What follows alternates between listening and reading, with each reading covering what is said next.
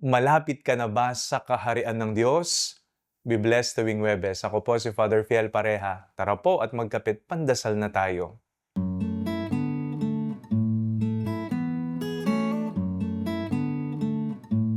Gusto nating lahat na makasapit sa kalangitan. Lahat tayo nangangarap na makasama ang Diyos balang araw.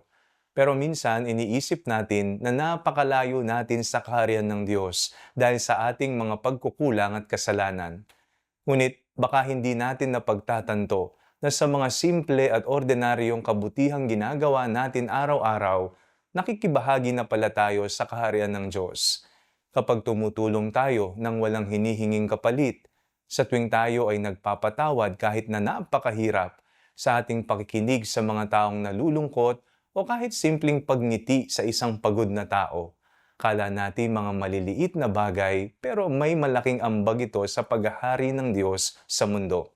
Tinanong si Jesus kung ano ang pinakamahalagang utos at malinaw niyang sinabi, mahalin ang Diyos ng buong puso, buong kaluluwa, buong pag-iisip at buong lakas at mahalin ang kapwa gaya ng pagmamahal natin sa ating sarili.